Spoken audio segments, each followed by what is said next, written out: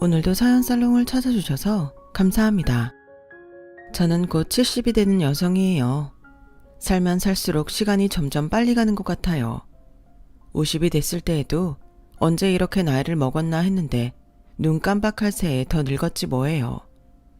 그래도 요즘은 이제부터 다시 시작이라고 마음을 고쳐먹었네요. 오늘 제가 사연을 보내는 건 과거에 힘들었던 기억들을 완전히 떠나보낸다는 의미도 있어요. 돌아보니 저 참 힘들게 살았더라고요. 저는 평생 농사일을 하신 부모님 밑에서 태어났어요. 지방에서도 시내에서 한참 들어가는 시골집이었죠. 하루 종일 밭일을 하시는 부모님을 위해서 저는 늘 집안일을 열심히 했어요. 그러다 보니 어릴 때부터 웬만한 반찬은 만들 줄 알았고 집 정리하는 데에도 요령이 생겨서 빨리빨리 하곤 했어요. 우리 지숙이 이렇게 민첩하게 일도 잘하고 빠릿빠릿하고 진짜 누가 데려갈지 아주 복 터졌어. 라며 엄마는 제가 기특하다고 엉덩이를 툭툭 쳐주시곤 했죠. 저는 칭찬받는 게 좋아서 집안일을 더 열심히 했던 것 같아요. 아빠는 엄마가 만든 것보다 제가 만든 반찬을 더 잘 드셨어요. 지수가 너 나중에 시내에서 식당 해라. 이거 진짜 집에서 썩히기 아까운 솜씨야. 누가 가르쳐준 것도 아닌데 이렇게 하는 거 보면 타고난 거라니까. 엄마보다 네가 훨씬 낫다 야. 저 사람은 말을 해도 꼭 얄밉게 해. 틀린 말은 아니지만. 그래 지수가 너 식당에 엄마 아빠가 농사 지은 걸로 만들어서 팔면 되잖아. 진짜 그럴까? 나 잘할 자신 있어. 그럼 넌 잘할 거야. 엄마 아빠가 열심히 농사 지어서 밀어줄게. 라며 아빠는 진심으로 저를 응원하셨어요. 이렇게 소박한 인생을 사는 게 꿈이었던 저는 어릴 때부터 부모님과 이야기했던 대로 고등학교를 졸업한 후 집에서 버스로 1시간 거리인 시내에 식당을 차리게 되었어요.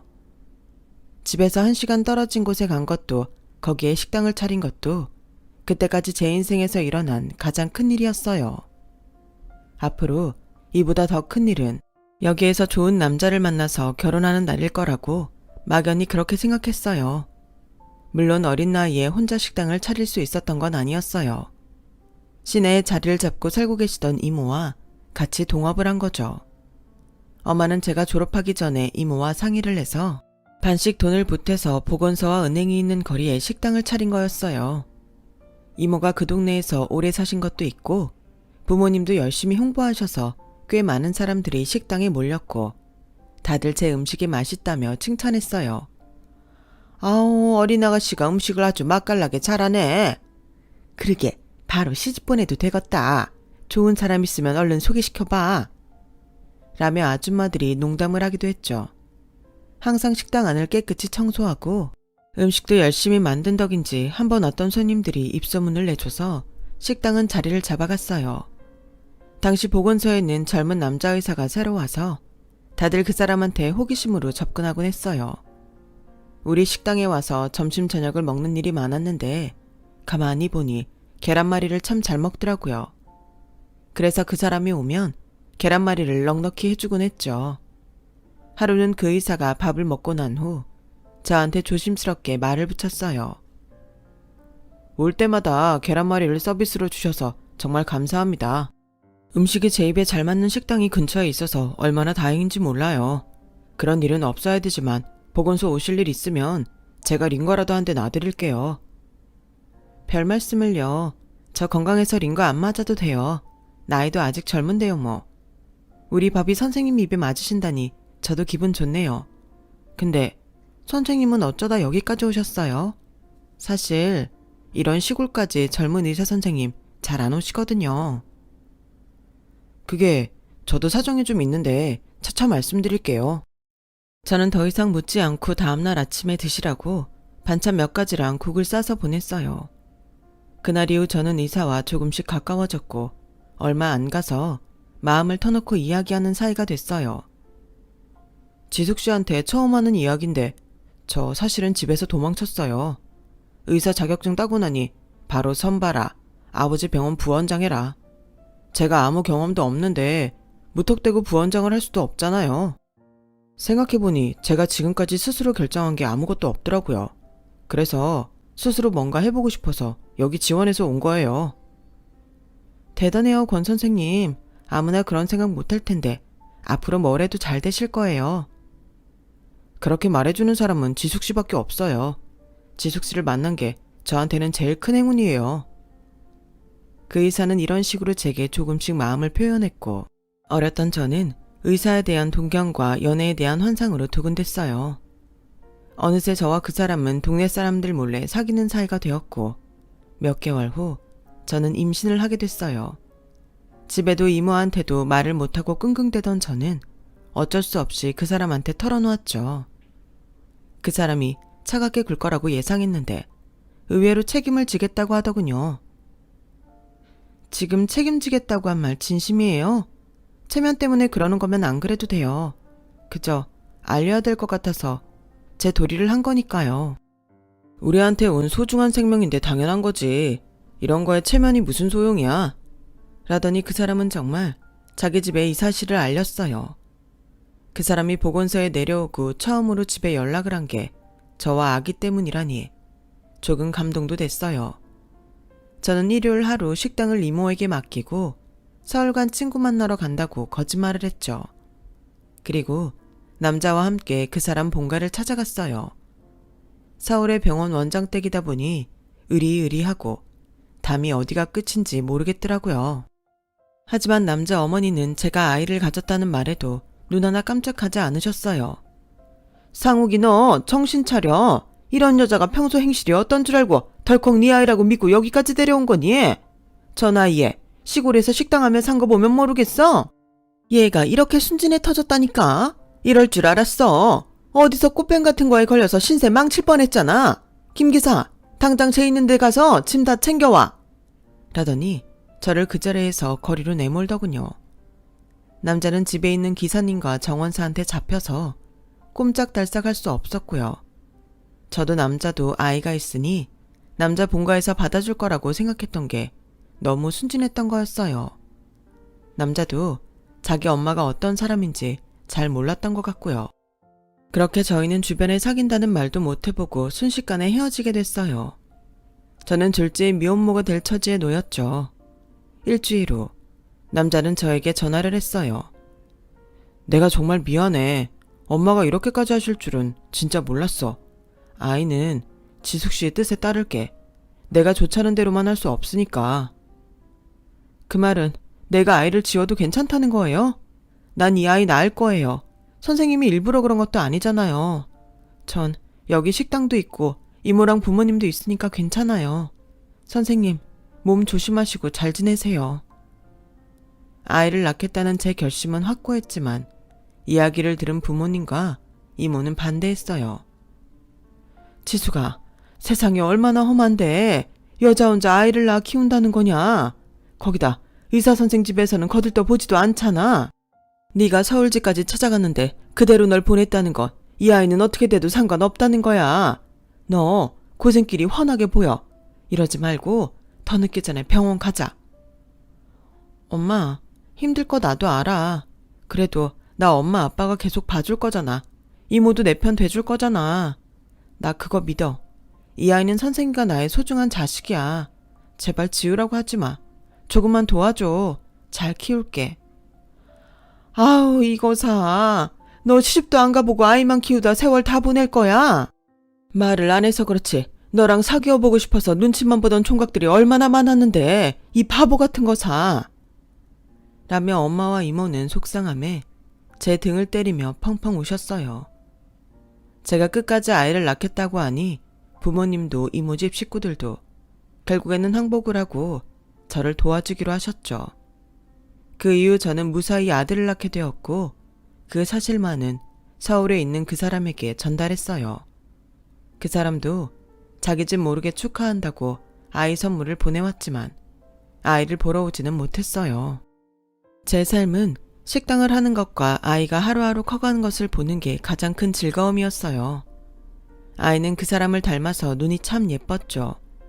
걸음마도 떼고 곧잘 말도 하고 식당에서도 손님들한테 귀여움 받으며 자령을 떨곤 했어요. 저는 아이만은 어떻게든 잘 키워야지 라고 다짐하며 하루하루 살았고요.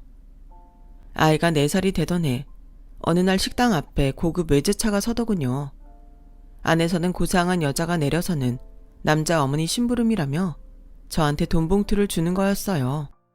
그동안 아이 키우느라고 수고했어요. 이제는 저희가 키울게요. 그게 무슨 소리예요? 아이를 데려간다는 말이에요? 안 돼요. 이 아이가 저한테 어떤 아이인데. 절대 안 돼요. 이 돈 필요 없으니까 도로 가져가고 아이는 그냥 놔둬요. 이 아이로 당신이 나중에 원장님 집안에 무슨 협박을 할지도 모르는데 그걸 우리가 놔둘 것 같아요? 섭섭지 않게 넣었으니까 이걸로 원장님 댁하고는 완전히 정리하세요. 여자는 같이 온 남자 둘을 시켜서 아이 짐을 챙기더니 아이를 안고 차에 태워 가버렸어요. 집에서 식구들이 다 나와서 말리고 제가 아이를 뺏기지 않으려고 품에 안고 놔주지 않았지만 소용없었어요. 남자에게 전화했지만 계속 연결해주지 않더군요. 계속 이렇게 전화 안 바꾸면 나도 가만히 안 있어요. 내가 올라가서 무슨 깽판을 쳐도 상관없으면 그렇게 하세요. 나 당장 올라갈 거니까. 라며 화를 내자 그제야 남자와 연결이 됐어요. 저는 울면서 남자한테 내 아이 내놓으라고 소리를 질렀어요.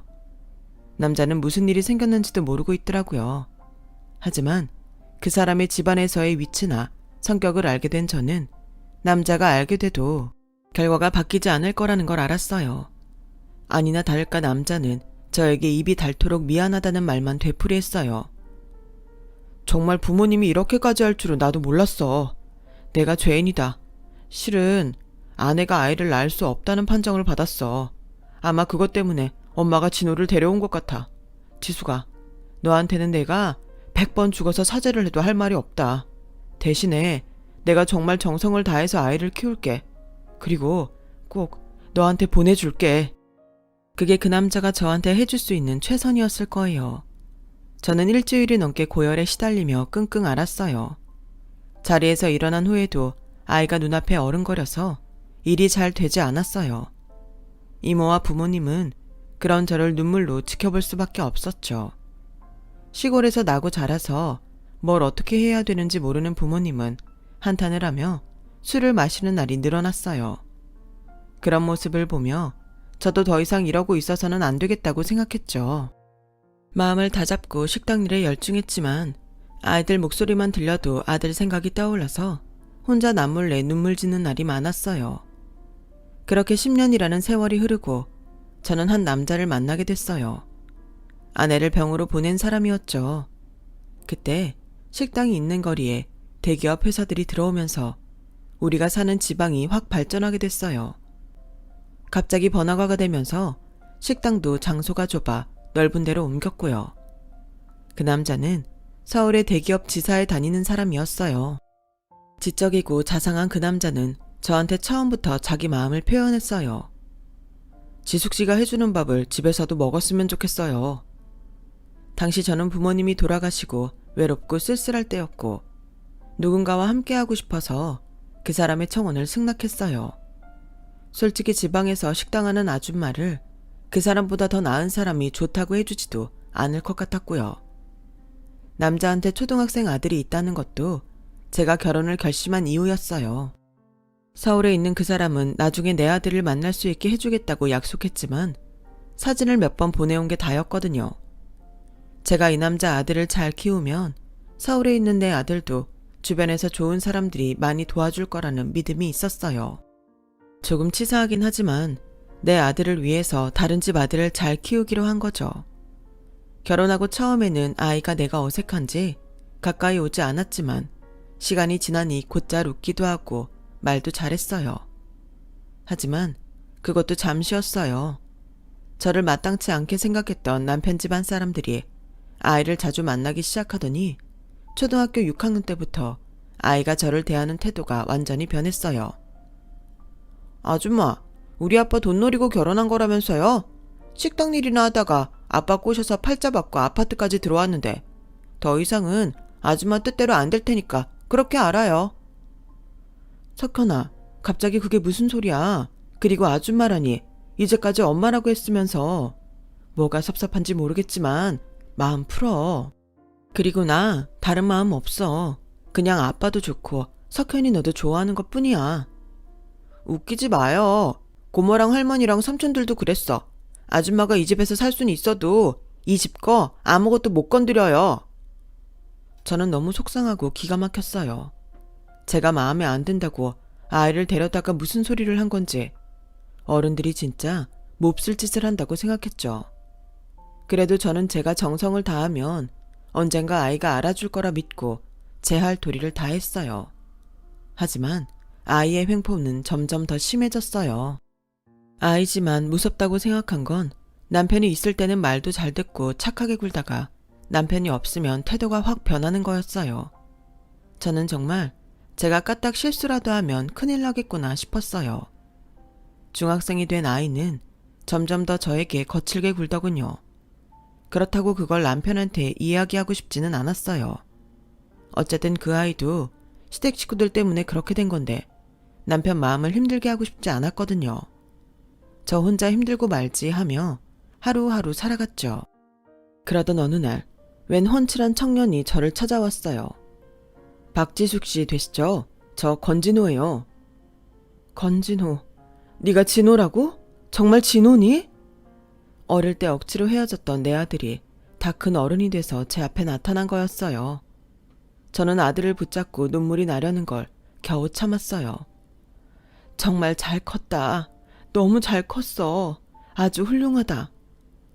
어머니, 저건 미국 가요. 그 전에 꼭 한 번 뵙고 싶어서 정말 어렵게 찾았어요. 오래가 있진 않을 거고 몇 년 있다 다시 와요.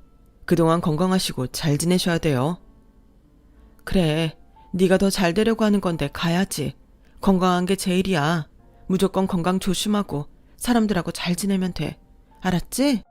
이렇게 키워주지도 못한 엄마를 엄마라고 찾아줘서 고맙다. 무슨 말씀을요? 저도 다 알아요. 어머니가 절 키우고 싶지 않아서 안 키우신 거 아니잖아요. 어머니도 건강히 잘 지내세요. 보자마자 이별하는 게 너무 서운했지만 그런 감정은 내색하지 않았어요. 하지만 집에 오니 벌써 아들이 다시 보고 싶어 눈물이 나더군요. 혼자 방에서 통곡을 하며 울고 있는데 아이가 집에 와서 안방 문을 발로 쾅 차더라고요. 재수없게 남의 집 방에서 울고 있어. 그러려면 나가서 울어요. 저는 얼른 눈물을 닦고 나와서 아이 간식을 챙겼어요. 그리고 아이가 저한테 뭐라고 하든 더 잘해주기로 했죠. 내 아들이 잘 자란 걸 보니 그동안 노력을 한 것이 헛게 아니라고 느꼈거든요. 또 석현이도 잘 되길 빌어줘야겠다고 다짐했어요. 오늘도 힘들겠다. 학원에서 공부하다가 피곤하면 맛있는 거 사 먹어. 아이는 내가 건네는 돈을 빼앗든 낚아채서 가버렸어요. 그래도 저는 그저 좋았어요. 그동안 아팠던 두통도 씻은 듯이 나았고요. 저는 아이가 대학에 갈 때까지 정성을 다했어요. 남편은 그런 제게 고마워서 어쩔 줄 몰랐죠.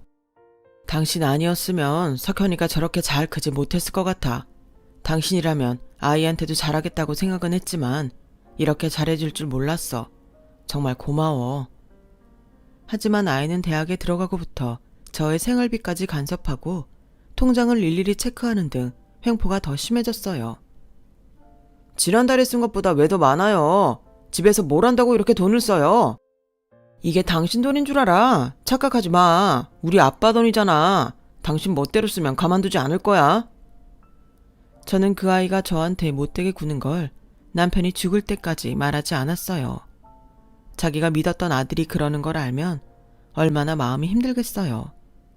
남편은 원래 신장이 안 좋은 편이었는데 말년에 고생을 하다가 석현이가 인턴이 되는 걸 보고 저 세상으로 가고 말았어요. 저는 남편 장례식이 끝나자마자 살던 집에서 쫓겨났어요. 석현이가 사람들을 불러서 제 짐을 다 뺐더라고요. 이제 저희 남남이잖아요. 그동안 아버지 때문에 참고 있었는데 더는 가식적인 당신 보고 싶지 않아요. 아버지 유산 한 푼도 못 가져가니까 그런 줄 아세요. 유언장도 아버지 판단력이 흐렸던 거라고 하면 단신 못 안 줘도 된다고 변호사가 그랬어요. 그러니까 다시는 우리 집 근처에 얼씬도 하지 마세요. 저는 나이가 먹어 그런지 너무 오랜 세월 많은 걸 겪어서 그런지 그런 수모를 겪는데도 마음이 어째 담담했어요. 올 게 왔구나 하는 심정이기도 했고요. 저는 급하게 작은 월세방을 얻어서 들어갔어요. 실은 얼마 전부터 친아들이 저한테 매달 조금씩 돈을 보내주고 있었어요. 어머니, 제가 한국에 온 지 얼마 안 돼서 정리할 게 좀 있는데요. 그러고 나면 모시러 갈게요. 조금만 기다려주세요. 난 괜찮아.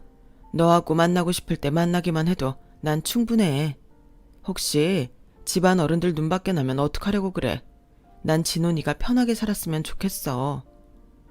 그런 말씀 마세요. 누구 때문에 어머니가 힘들게 사셨는데요. 저 그런 눈치 안 봐요. 눈치 볼 사람도 없고요. 조금만 기다려주세요. 저는 그저 말만이라도 너무 고마웠어요. 제가 남편 집에서 쫓겨난 걸 아들이 알면 바로 오겠지만 뭔지 몰라도 아들이 바쁜 일이 있는 것 같아 말을 하지 않았어요. 대신 혼자 여성 취업센터를 찾아다니며 요양보호사 자격증을 땄죠.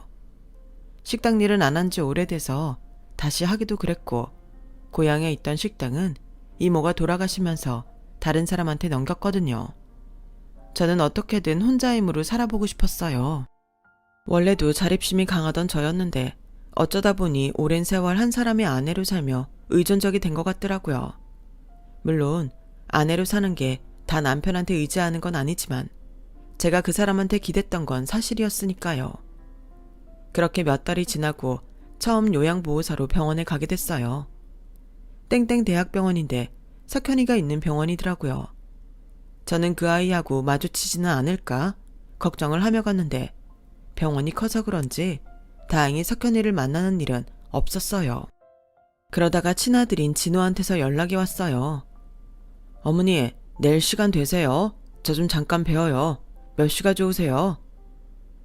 내일은 내가 좀 바쁜 일이 있는데 끝나고 저녁에 봐도 되겠니? 그럼요.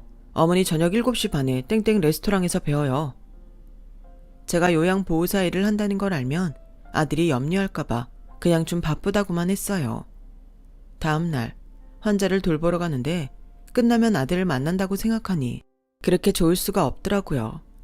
저는 잘 지내는 것처럼 보이려고 옷도 더 깨끗하게 입고 화장도 평소보다 더 곱게 하고 가방도 죽은 남편이 사줬던 명품을 들었어요. 신이 나서 병원 현관을 들어서는데 바로 앞에 흰 가운을 입은 의사가 저를 경멸하는 눈초리로 쳐다보더군요. 보니까 석현이었어요. 저는 고개를 숙이고 얼른 그 자리를 피하려고 했죠. 제가 병실로 가는 엘리베이터로 가니 석현이가 쫓아오더군요. 여기는 무슨 일로 온 거예요? 또 누구 홀리러 오셨나? 어쩐 일로 이렇게 차리고 왔어요? 그런 거 아니야, 석현아. 나 여기 누구 잠깐 간호해주러 왔어. 제 이름 함부로 부르지 마세요. 당신하고 아는 사이인 거 여기 누가 알기라도 하면 나 쪽팔려서 못 다녀. 나가요, 당장. 안 돼. 나 여기 일하러 온 거야. 내가 봐줘야 되는 환자가 있어서 그래. 서로 모른 척 하면 되잖아. 이대로 넘어가자. 응? 할머니 말씀이 다 맞았네. 당신 같은 천안부류는 남자 잡아먹고 또 다른 남자 찾는다더니 그러려고 온 거 맞네. 이건 내 일이야. 나도 먹고 살아야 되잖아. 그냥 일하는 거야. 그럼 다른 데 가서 일해요. 왜 굳이 여길 와요? 우리 병원에 부자 노인네들 입원 많이 하는 거 알고 온 거죠? 그리고 우리 아버지가 사준 그 가방도 일이 내요. 아들은 제 한쪽 팔을 붙잡고 정문이 아닌 주차장 쪽 현관으로 끌고 갔어요. 그러더니 제 가방을 확 잡아채고는 저를 밀어내는 거였어요. 너 정말 이럴래? 그건 내가 선물로 받은 건데 왜 네가 빼앗아? 난 내 남편이 준 선물 하나도 간직 못하니? 정말 저질스러워서 못 들어주겠네. 선물? 당신이 이런 거 받아내려고 나한테 그렇게 잘하는 척 연기하면서 한 거잖아. 더 이상 할 말 없으니까 좀 꺼져요. 그때 주차장에서 제가 있는 현관 쪽으로 누가 성큼성큼 걸어왔어요. 그러자 석현이는 얼른 가방을 등 뒤로 숨기고는 인사를 꾸벅 하더군요. 안녕하십니까, 교수님. 어머니, 여기서 왜 이러고 계세요? 저는 석현이가 교수님이라고 부른 사람이 저를 부르는 목소리에 고개를 돌렸어요. 바로 제 친아들인 진호였어요. 어머니요? 저기 사람 잘못 보셨어요. 이 할머니는 교수님 어머니 아니에요.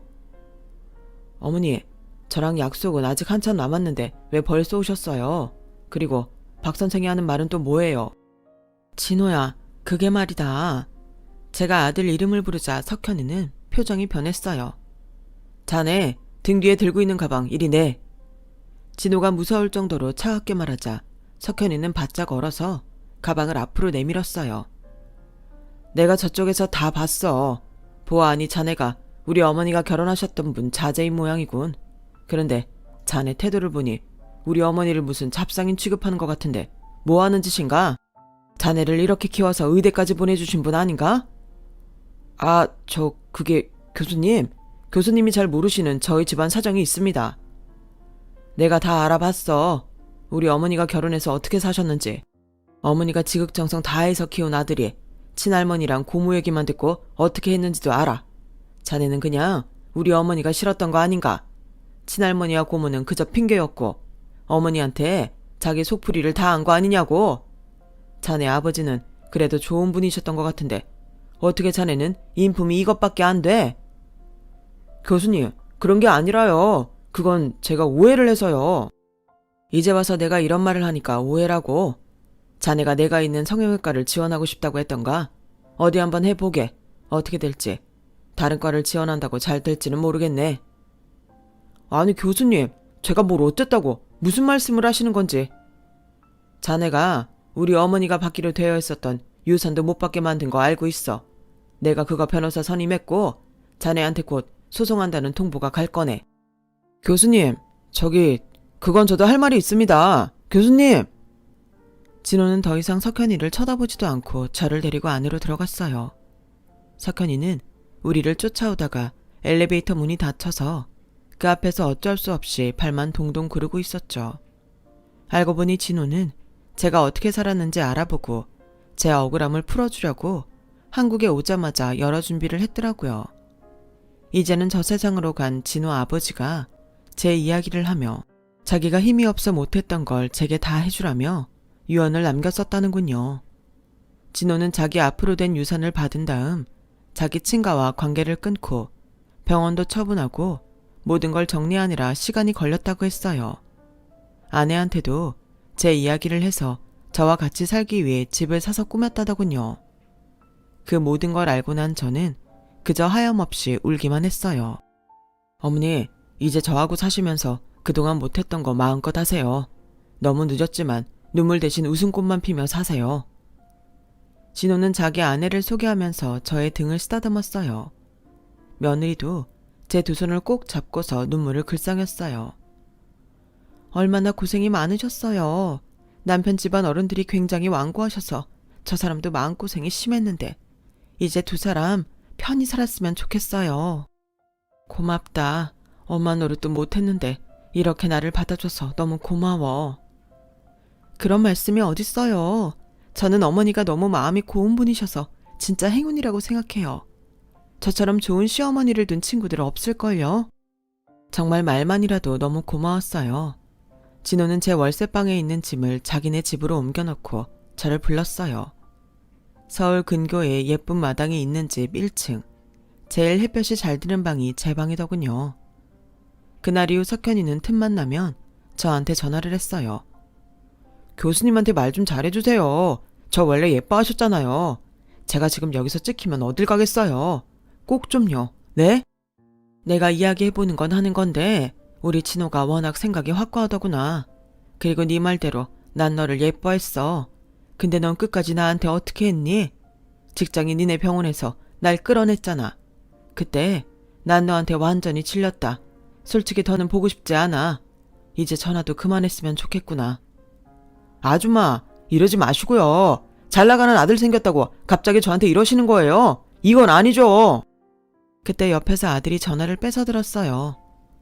자네 그런 말하는 거 보니 아직도 정신 못 차린 것 같은데 앞으로 우리 어머니한테 한 번만 더 전화하면 진짜 병원에 있지도 못하게 할 줄 알게. 아니에요. 앞으로 전화 안 할게요. 교수님, 아줌마, 아니 어머니, 엄마, 저 좀 도와주세요. 석현이가 울부짖는데도 진호는 전화를 그냥 끊어버렸어요.